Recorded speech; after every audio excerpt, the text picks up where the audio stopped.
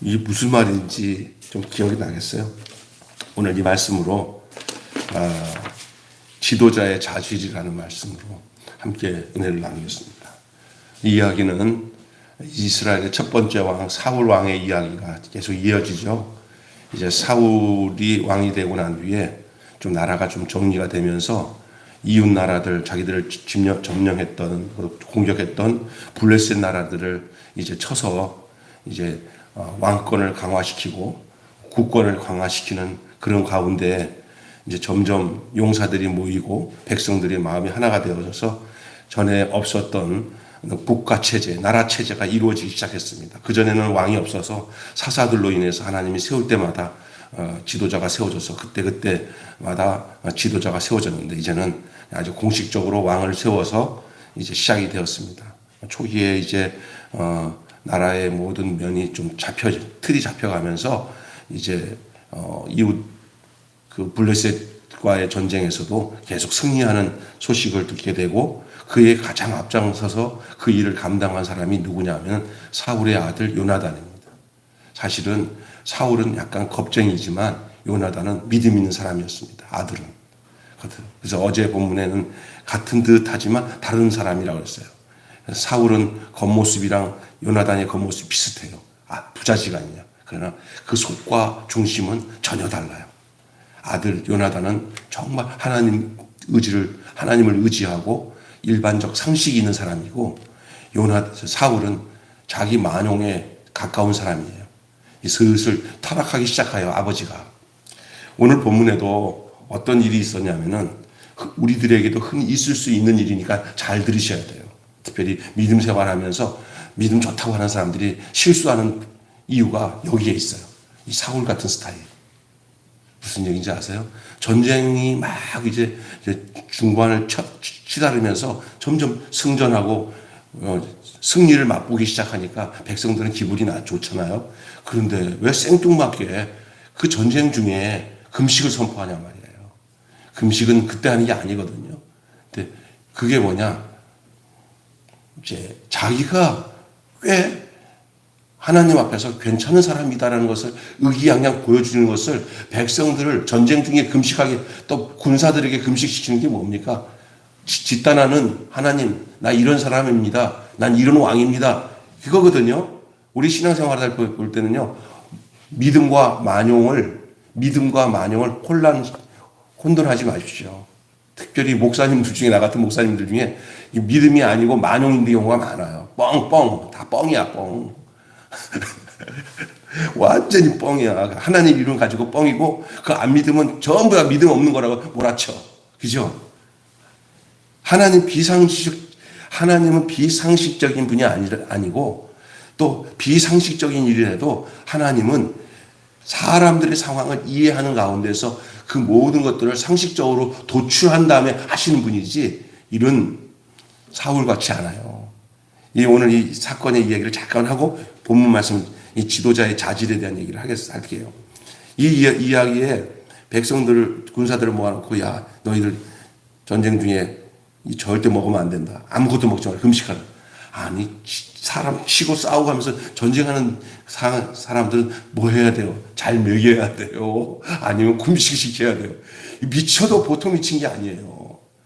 요즘에 정치인들이나 어떤 사람들 중에 부모들도 그래요. 미쳐도 보통 미친 부모가 없고 미쳐도 보통 미친 사람이 많아. 딱 정신 차려도 상식적으로도 아닌데도 그게 잘났다고 자기 믿음으로. 근데 특별히 신앙생활에서 정말 잘못된 사람들이 이런 짓을 해요. 비상식적인 것들. 돈 놓고 돈 먹듯이 하나님 앞에 그렇게 하고요. 또 해놓고는 자기 믿음을 자랑해요. 하나님을 자랑해야 되는데 내가 하나님께 이렇게 했다는 것을 자랑해요. 하나님 기가 막힌 거죠. 하나님 보시죠. 여러분이 하나님 앞에 내가 이렇게 했다는 것을 자랑하는 것은 이미 하나님만 못한 줄로 믿습니다. 하나님을 자랑해야지. 다 하나님이 하셨습니다 해야지. 내가 하나님께 금식했습니다. 하나님께 40일 기도했습니다. 내가 하나님께 이렇게 해서 기도해서 응답받았습니다. 기도해서 응답받았다고 하면서 그 기도의 노력을 자기 거라고 생각하고 그걸 자랑해요. 내가 이렇게 충성했습니다. 그것도 자랑할 게 아니에요. 하나님이 충성할 힘 주시니까 하는 거지. 인간의 힘으로 자기가 해서 됐다고 생각할 때 망조가 되는 줄로 믿습니다. 신앙생활은 그런 거예요.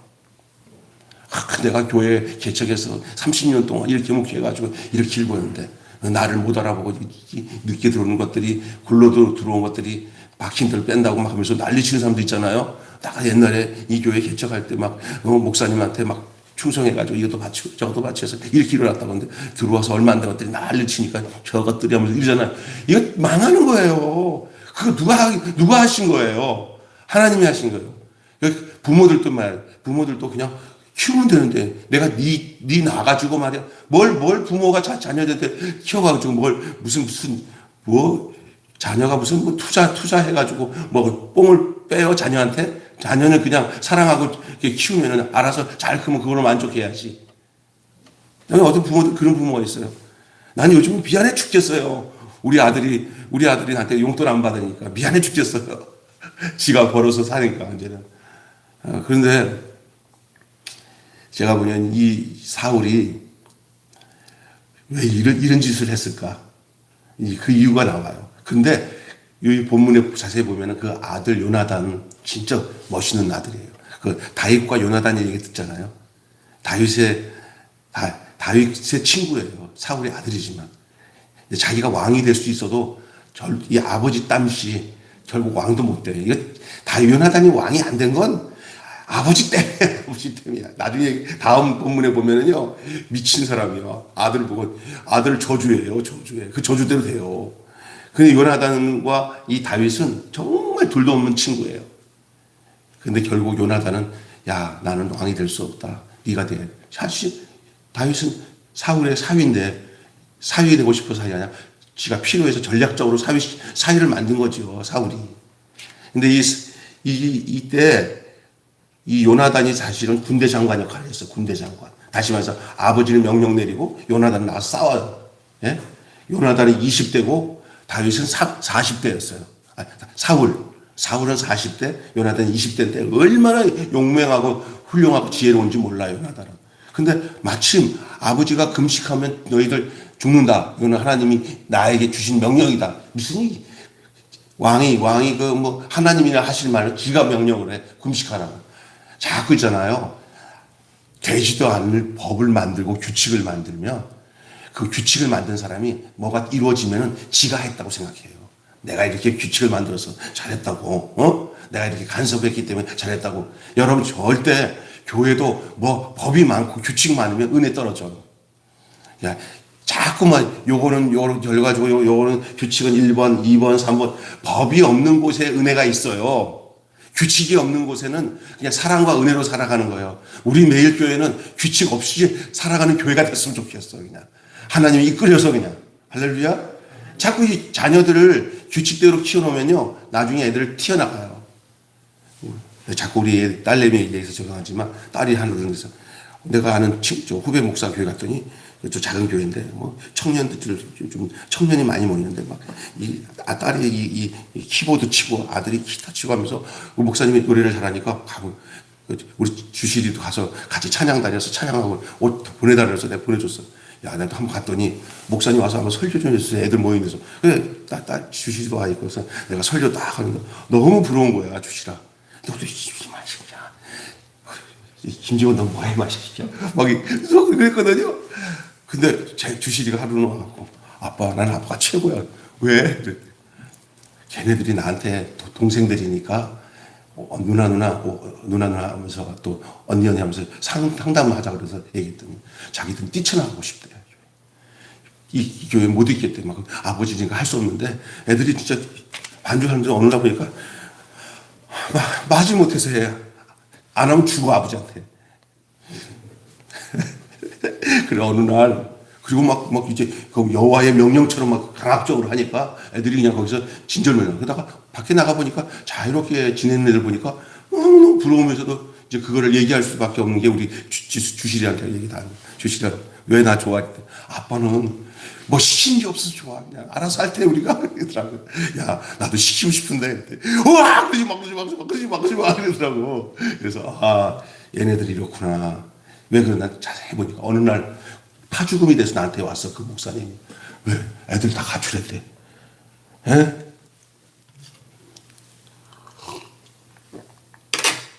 사울 꼴이야, 사울.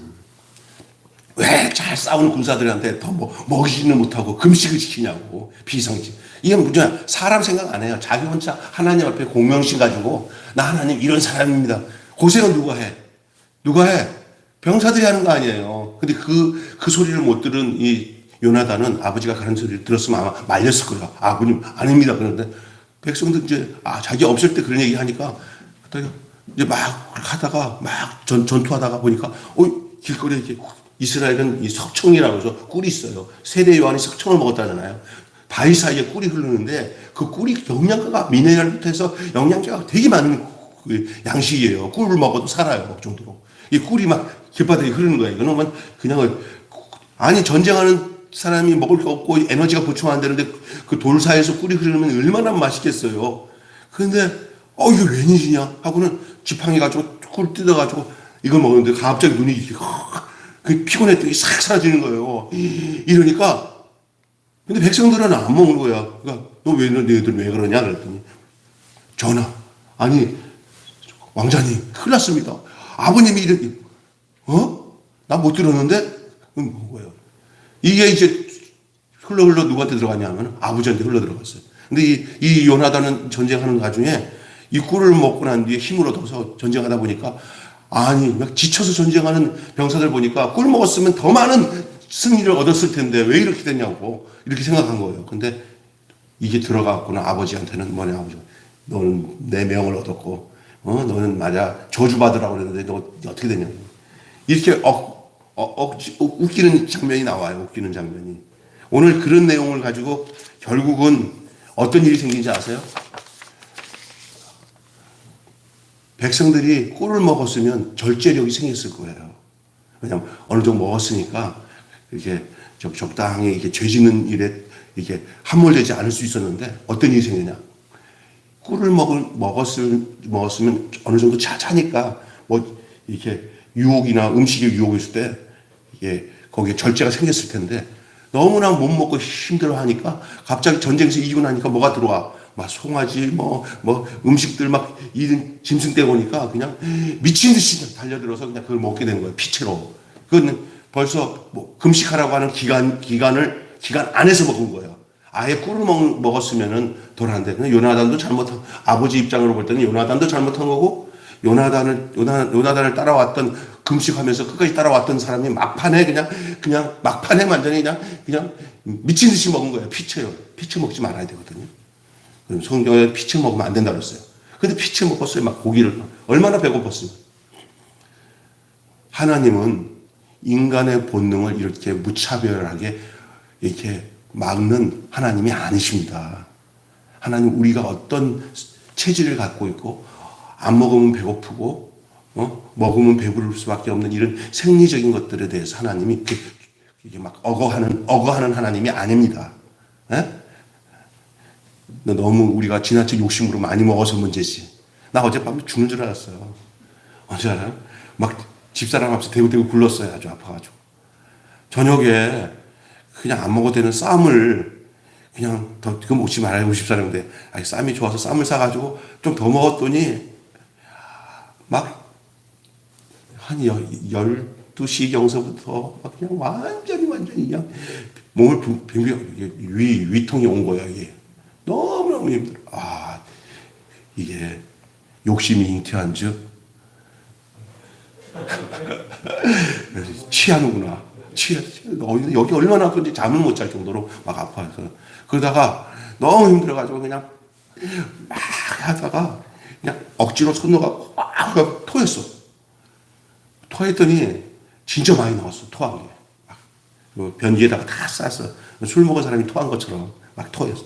토하고 물 내리고 다 하고 닦고 이러고 하는데 사라지더라고. 그 느끼면서 과욕은 이런 참사가 오는 거예요. 과욕. 음식을 먹었는데 몸도 그런데 그래서 지금 이 사울의 과욕은 어떤 과욕이에요? 지나친 과욕이에요. 뭐든지 지나치면 안 돼. 믿음도 하나님은 정제된 믿음을 원하시지 지나친 사람들이 과연 교회도 그렇더라고요. 제가 목회를 하다 보면요.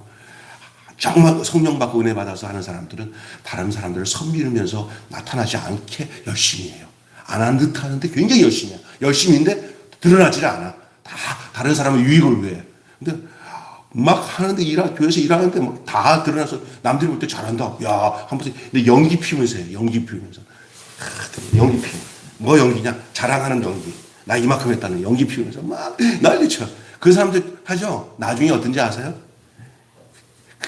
해놓고 다른 사람들은 왜 나만큼 못하냐고 난리치고, 그리고 별거 아닌 것 같고, 뭐, 해놓고는 막 원망하고, 불평하고 막 이렇게 돼버리는 거예요. 이게 뭐냐? 자기 과욕이에요, 과욕. 그건 하나님께로 온 게 아니야. 믿습니까? 하나님께 온 거는요, 다른 사람을 섬기면서 자기를 감추듯이 하는데 진짜 효과적으로 일해요. 그리고도 늘 해도 내가 했냐. 이 요나단 같이 한다니까. 요나단은 진짜로 바보 같을 정도로 아버지가 시킨 대로 다 하는데 아버지의 나쁜 점들을 요나단이 다 캄프락치해. 그리고도 어느 날 무슨 잘된 일 있으면 아버지는 요나단 제끼놓고 내가 했다 그래요. 이런 아버지야. 부자지간에도. 외모는 똑같은데 부자지간이. 속은 달라. 스타일이 달라. 하나는 하나님께로 온 사람이고 하나는 자기로부터 온 사람이야. 이게 지도자에 대한 얘기를 좀 하면서 이 지도자들은 어떤 지도자들이 좋은 지도자냐? 피곤하지 않게 하는 지도자가 좋은 지도자예요. 자꾸 안 피곤하게 해야 돼. 나는 그걸 이제 60이 가까이 돼서야 알았어. 목회는 안 피곤하게 하는 게 목회야. 성도들에게 머리도 생각으로도 피곤하지 말게 하고 육신으로도 피곤하지 않게 하고 그냥 놀듯이 신앙생활 하도록 하는 게 그게 잘하는 거야. 그래서 다른 데서 피곤하다 하더라도 교회 와서 예배 드리고 나가면 그냥 피곤이 사라지는 교회. 할렐루야. 네? 이게 돼야 되는데 그래야 교회로 오지.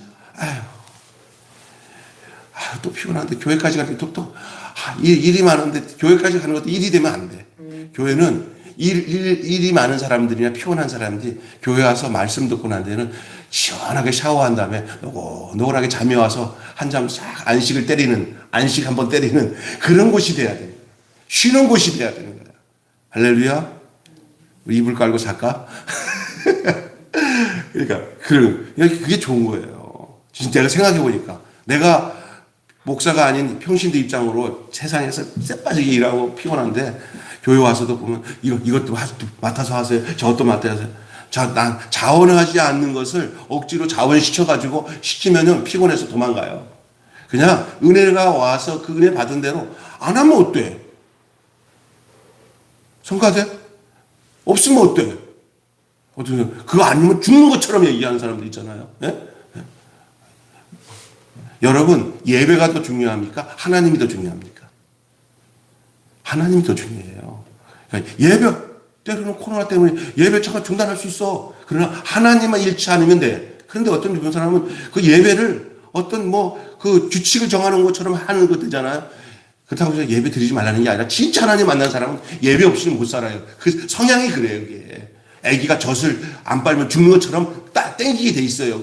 그는 영적인 생리적인 현상이거든요. 나는 그런 현상 속에서의 성도들이 예배 생활이 되기를 원하지 할 수 없이 얼굴 도장이나 한번 찍고 미안하니까 교회 가고 또 그냥 했던 거니까 해봐야지 또 이런 식으로 하는 거는 역동성이 없고 생명력이 없는 거예요. 그냥 교회 오면은 예배 드리기 위해서 예배 드리는 것들을 뛰어넘어서 영적인 능력과 생명을 공급받는 그런 귀한 그냥 너무 좋은 거야. 교회 와서 말씀 듣고 나면 또 오고 싶고 또 오고 싶고. 여러분 다 그렇게 되기를 바랍니다. 목사도 말이야. 하루는 어떤 한 엄마가 얘야 너 교회 가야 되지 않겠냐 그랬더니 나 피곤해 죽겠어요. 오늘은 좀 쉬고 싶어요. 나 좀 하고 싶지 않아요. 그랬더니 그 엄마가 네가 목사 아니냐 그러더래요. 네가 목사가 아니냐 그러더래요. 학교 선생님이 야 너 학교 가기 싫어요 그랬더니 그 엄마가 야 네가 선생이 아니냐 그러더래요. 그럴 때 있어요 사실은. 근데 목사가 설교하는 게 너무 행복하고 성도들은 말씀 듣는 게 행복하고 그래야 되는데 이게 이제 어떤 규칙에 의해서 움직이잖아요. 규칙에 움직이는 것은 어렵죠. 힘들어요. 사람이 서로가 친해서 움직여지는 게 더 좋지. 어떤 규칙을 정해놓고는 하면은요 사람이 피곤해요. 그렇잖아요. 여러분 그렇잖아요. 어떤 친구가 있어요. 근데 너무너무 형제같이 친해. 나 결혼한다 그러면 안 갑니까? 안 갑니까? 그죠? 친해질 생각은 안 하고 야 나 결혼해 그러면 저 자식은 좀 나한테 오지도 않고 뭐 이렇게 되는 거예요. 우리 같은 회원이잖아. 회원이건 회원이지만 난 마음 안 간다. 진짜 이렇게 되잖아요. 그럼 그 회원 되는 게 많은 사람은 피곤해. 나갈 돈도 별로 찝찝하고. 근데 내가 정말 그래서 우리 보니까 야, 너희들 학생인데도 뭐 서로 부조금을 말이야, 뭐 20만 원, 30만 원씩 하냐? 그런 친구 아니야, 아빠. 얼마나, 우리들은 뭐 그냥 목숨까지 줄 만큼 친해. 뭐 이래야 되는 거요. 교회 멤버십과 지도력은 성도들 간의 지도력은 관계는 지도자와 관계는 이렇게 서로를 위하면서 자기 목숨도 줄 수 있는 관계가 돼야 되죠. 여기 오늘 지도자의 자질에 대해서 제가 얘기를 하겠는데.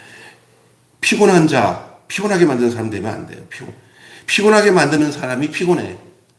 자기가 피곤한 사람은 다른 사람을 피곤하게 만드는 줄 믿습니다. 나 피곤하면 다른 사람 피곤하게 하니까 내가 하나님으로 말미암아 육신은 피곤할 수 있어요. 영적 상태가 피곤하면 안 돼요. 사울의 잘못된 맹세로 백성들이 지쳐갑니다. 안 그래도 지쳐 있는데 더 지치게 만드는 거예요. 그의 맹세는 하나님의 뜻에 근거한 것이 아니라 자신의 지도력을 과시하기 위한 것이었어요. 하지만 그런 과욕은 아주 치열한 현장에서 여러분 치열한 현장에서 백성들에게 전쟁 속에 있는 백성들에게는 절대 그 상황을 고려하지 않은 결과예요. 지도자는 어때야 되냐면요. 자기를 알아야 될 뿐만 아니라 자기가 섬겨야 할 백성들의 상황을 정말 고려할 줄 아는 사람이 돼야 돼요. 우리나라 지도자들 중에 자기밖에 모르는 사람들이 있어요. 내가 백성들을 얼마나 힘들게 하고 어렵게 한 것들에 대한 사과 같은 건 한마디도 없이 자기 노후나 편하게 지내서 나 이제 편히 쉬고 싶다. 엉망진창 만들어 놓고 숨어서 잘 편하게 지내고 싶다. 그리고 그 밑에 있는 보좌관은 우리 주군을 건들면 그냥 물어버린다고 이런 아이고 이런 세상 속에 여러분 봐요. 내가 누구라고 얘기 안 해요. 또 이상하게 또 정치적인 얘기 한다고 그러니까 그냥 알아들을 사람은 알아들으세요. 지도자는 그게 지도자가 아니에요. 백성들의 형편을 아마 나는 이랬을 것 같아. 이 사울이 이거는 뭐 성경에 나오진 않는데 사울이 지는 전쟁터에다가 아들이랑 그 군사들을 보내놓고는 지는 집에서 맛있는 거 먹었을 것 같아. 이 맛있는 거 먹으면서 니네들은 금식해라고.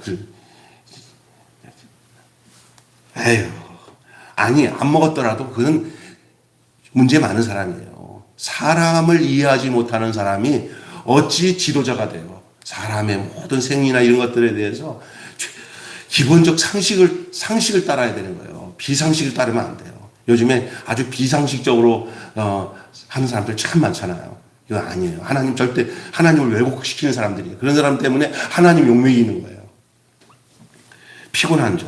그다음에 어떤 사람이 있냐면 지도자의 자질은 피곤하게 만들면 안 되고요.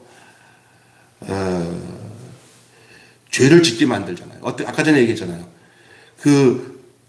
잘 보세요. 금식을 하는 법을 안 만들었으면 이들이 이런 피체 막 금식을 먹고 말이야. 율법을 범하는 이런 죄를 백성이 지을 수 있는 그 여지를 안 만들었을 거 아니에요. 그냥, 니네들 저기 전쟁 중에 먹을 것도 충분히 챙겨가지고 먹으면서 전쟁하라. 당연한 거 아니에요. 근데 왜 전쟁 중에 그 금식하게 비춰도 백성을 고려하는 마음, 인간적으로 고려하는 마음 하나도 없는 사람이에요. 자기가 그렇게 해봐, 한번. 배고파 죽을 지경에 있는 이 백성들이 할 수 없이 죄를 지어요. 어떻게 죄를 짓냐? 그 금식하라고 하는 전쟁 기간에 왕이 시킨 것이 법이잖아요. 그 법을 어기잖아요. 전쟁하고 이기고 나니까 그냥 막 송아지 양들 막 그냥 잡아다가 막 그냥 막 뜯어 먹는 거예요. 배고프니까. 근데 이건 죄예요. 왜? 이거는 왕이 명령하기 이전에 이스라엘의 율법적으로 이거를 음식을 피채 먹으면 안 된다고 했어요. 근데 피채 먹는 거예요. 급하니까. 더 큰 죄를 저지른 거죠. 다시 말해서 요나단이 꿀 한 번 찍어 먹는 건 아무 죄도 아니야, 사실은. 그러나 백성들이 그동안 참고 있다가 요나단은 계속 꿀 먹은 거지만 요나단은 그냥 이 백성들은 참다가 결국은 요나단이 이상하다 하니까 그냥 뭐 도련님도 그런데 하고 그냥 먹었는지 그런지는 모르겠지만 하여간 이렇게 먹었어요. 이 피채 고기를 먹지 말라고 하는 그 기간에 전쟁 중에 잠시 승리에 젖어가지고 막 먹을 물건이 들어오니까 먹은 거예요. 욕심껏. 백성들도. 끝까지 참을 수가 있겠습니까? 먹었어요. 그 소문이 왕에게 들려갔어요.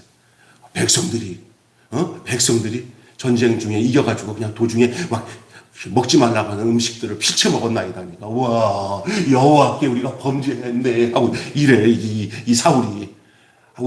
자기가 범죄하게 만든 거 아닙니까? 우리가 어떤지 아세요?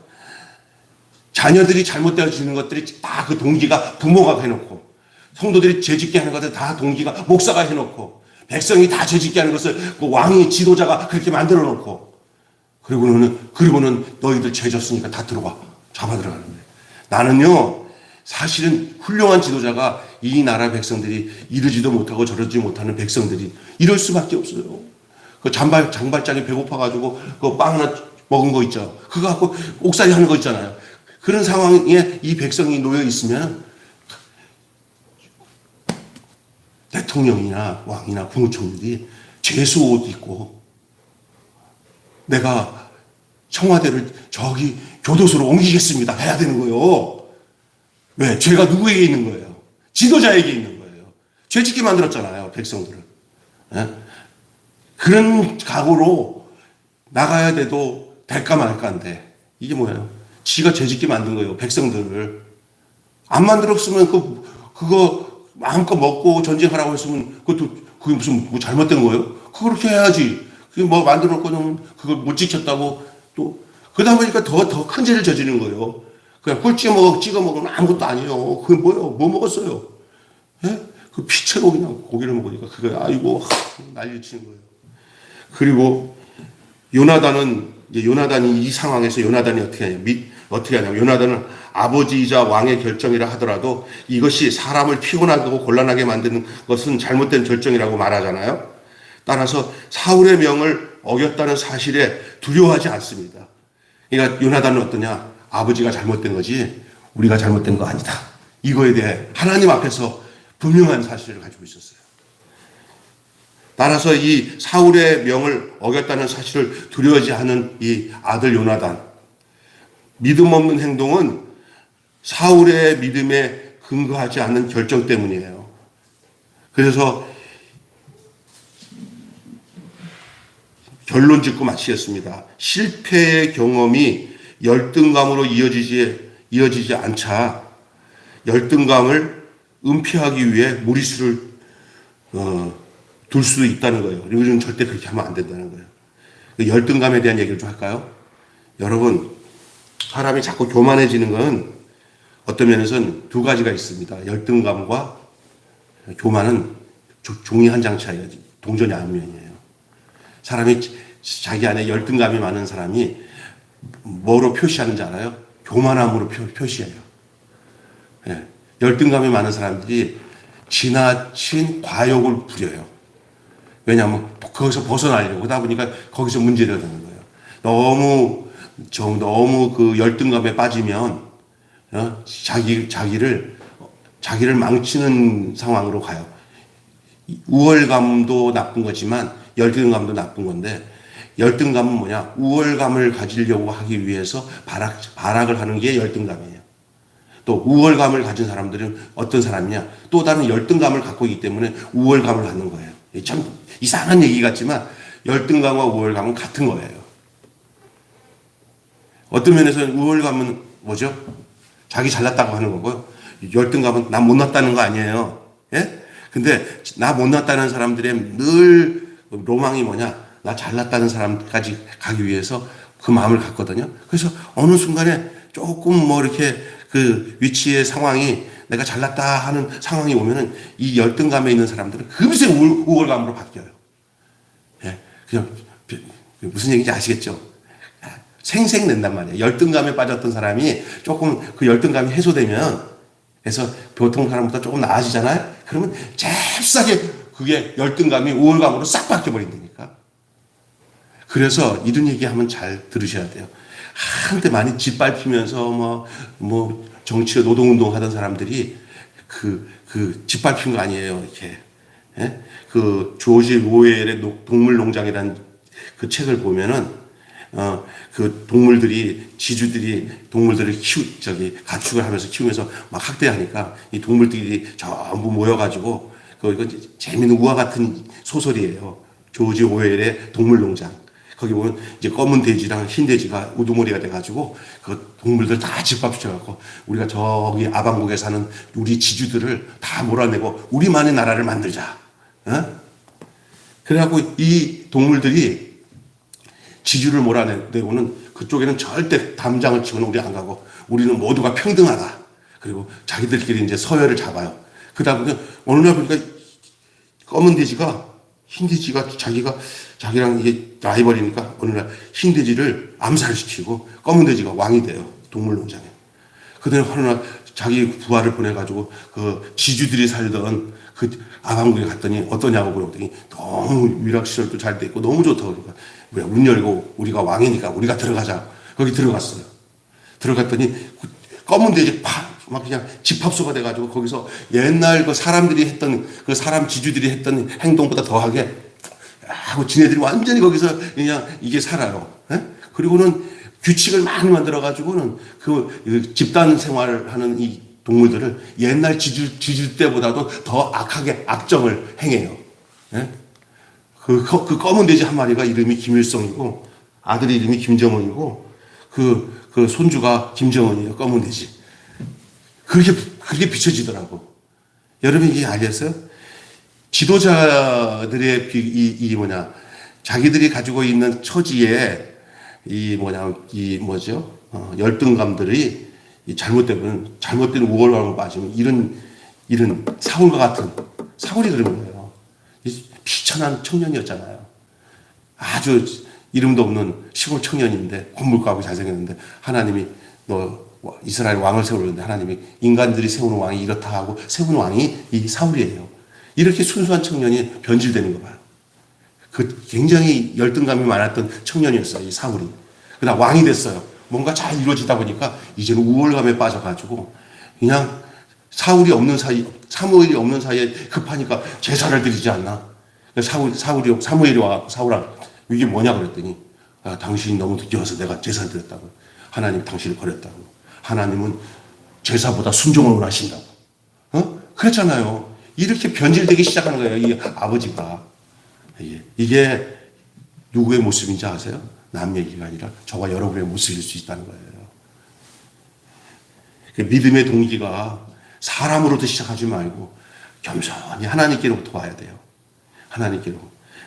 이 사울과 요나단과의 이 믿음의 내용은 전혀 다릅니다. 계속 사울은 문제만 일으키고 요나단은 마치 십자가에서 죽는 예수님처럼 가요. 자기 인생을 아버지한테 막 뻗어기지도 않아요. 그렇게 정말 악한 아버지 밑에서 그냥 이게 내 길이구나 하면서 가면서 그 나중에 이 이스라엘 나라를 자기 친구 다윗에게 위탁을 해요. 네가 왕이 돼야 된다. 나는 내 갈 길 가야 된다. 뭐야? 아버지의 희생에 따라 아버지의 만용에 따라 죽어지는 화목제물처럼 속죄제물처럼 그 인생은 그렇게 죽어가는 거예요.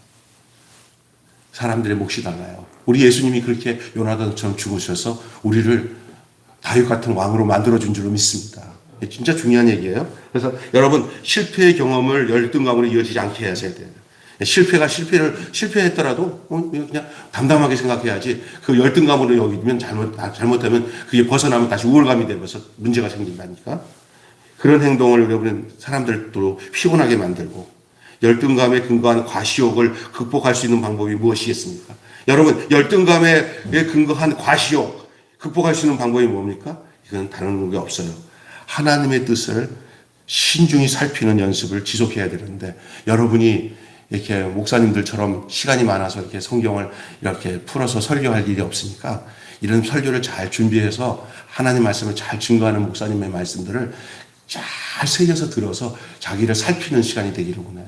오늘 물어보겠어요. 오늘 설교 듣다가 그 말씀이 정말 내한테 꼭 나를 거울로 비춰주듯이 비춰주는 것 같다고 느껴지는 부분 있잖아요. 그죠? 예? 그런 말씀들이 하나님의 뜻이에요. 그걸 살펴야 우리가 이렇게 잘못된 사울의 길을 가지 않고, 예? 하나님 원하신 뜻대로 살 수 있는 거예요. 교회 와서 그것을 들을 수 있어야 돼요. 그냥. 야, 잘 됩시다. 우리는 뭐 합시다. 하고 계몽하듯이 막 난리치면서 그냥 세상의 욕망을 위해서 막 껄떡껄떡거리면 망합니다. 하나님이 어련히 다 알아서 하셔요. 내가 하나님 앞에 딱 중심이 있게 서 있으면, 그리고 내 삶이 작은 일에 충성하고 야물딱지하게 내 삶에 하나님 앞에 붙어 있으면, 그래서 나는 한 게 없어요. 하나님이 시키면 그냥 순종하겠습니다 하는 이런 겸손한 마음으로 따르면 나머지들은 나를 더 잘하신 하나님이 다 좋은 사람들로 또 좋은 환경으로 다 하나님 인도하셔요. 또 어렵더라도 다 이겨낼 힘도 주셔요. 그 말씀의 그 지혜와 능력이 우리에게 그렇게 나타난단 말이에요. 그게 하나님 말씀이에요. 그래서 복 있는 사람은 악인의 길을 쫓지 아니하고 죄인의 길에 서지 아니하고 오만한 자리에 앉지 아니하고 오직 여호와의 율법을 즐거워하여 그 율법을 주야로 묵상하는 자로다. 근데 악인은 그렇지 않으며 바람에 나는 겨와 같도다. 그래서 나중에 하나님의 의인의 길은 하나님께서 영원히 보존하시지만 악인의 길은 망한다고 그랬어요.